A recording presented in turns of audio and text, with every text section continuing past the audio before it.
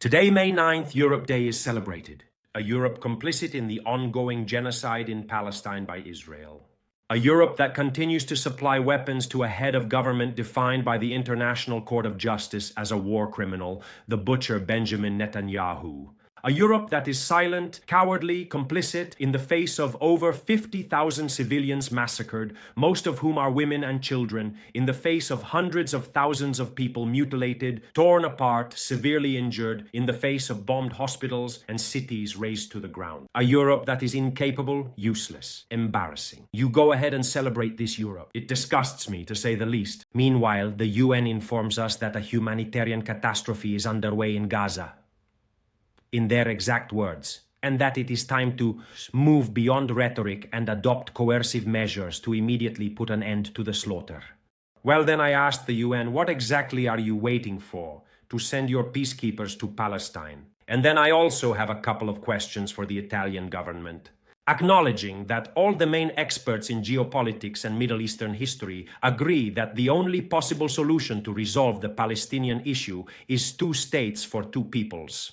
Why do you not recognize the state of Palestine, as already done by 140 countries in the world, and recently also by European countries, like Spain, Ireland, and Norway? What are you waiting for? Why do you talk about peace and at the same time continue to do business, thus funding and supporting Israel? Why do you not ban the entry of all Israeli tourists into Italy until their government stops the massacre? As the Maldives have recently done, why don't you do something?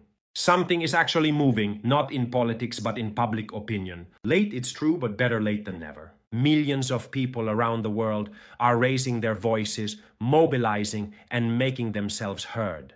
We must insist on demolishing the wall of silence and indifference that stems from the shameful behavior of the mass media, megaphones, and doormats of the global establishment. And then demand that everyone takes a stand, that they say something about it, even just a stop, in the name of human dignity.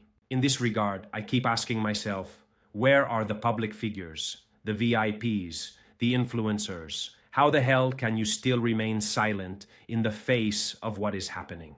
A few days ago, Israel approved the plan to definitively seize the Gaza Strip once again, disregarding all resolutions and international law in general. If Europe has chosen silence, then let our voice fill the void. If governments have chosen complicity, then let the people choose justice. Because those who remain silent today in the face of genocide will be remembered tomorrow, as those who let innocent human beings die without even trying to save them. But we can still stop at the edge of the abyss. We can still choose to be human and shout together, "Free Palestine." Now,